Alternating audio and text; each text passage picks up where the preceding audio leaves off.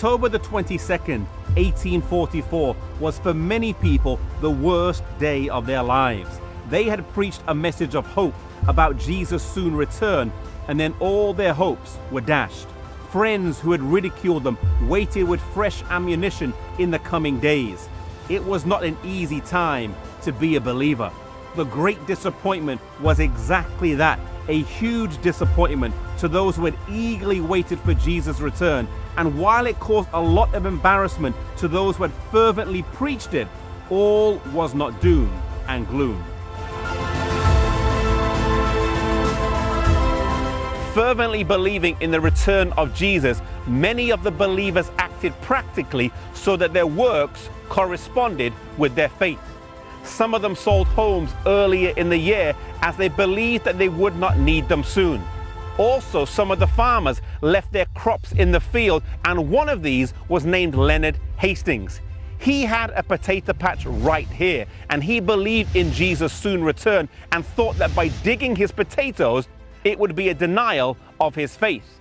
Some of his friends did not believe in Jesus' soon return and offered to dig the potatoes for him and store them in the barn.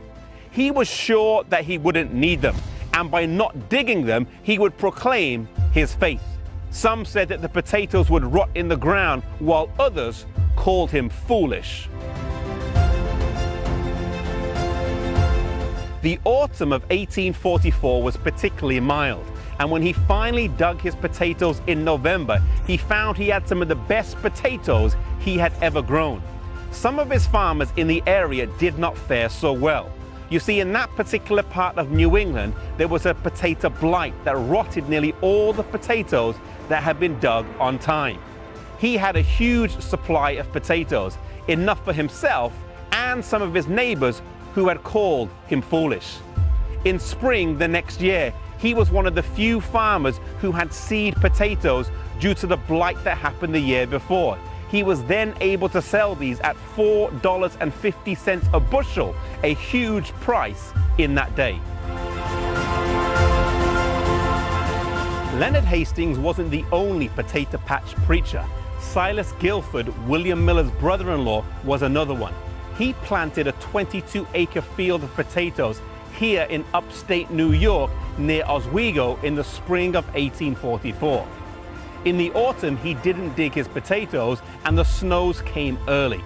In the spring of the next year, he said to his wife that he was going to go up to the field and dig the potatoes.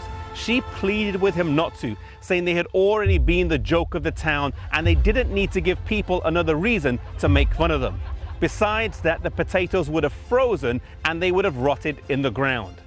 He went up to the field with his son Irvin, and as he put his fork in the ground, he dug up some lovely potatoes. The whole field as well yielded a huge supply of some of the best potatoes he had ever seen.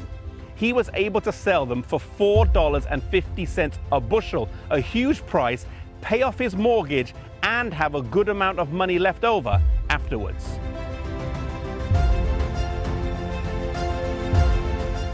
God honored the faith of these believers to provide a testament of his power and watch care over his children.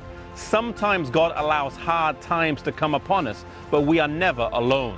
As a mother watches over her children, so God watches over us, his children. If you are faithful to God, then you can be assured that there are times when God will do the impossible for you to demonstrate his power. The Bible says that the eyes of the Lord run to and fro across the face of the earth, looking for those whose hearts are perfect towards him and on whose behalf he can show his power.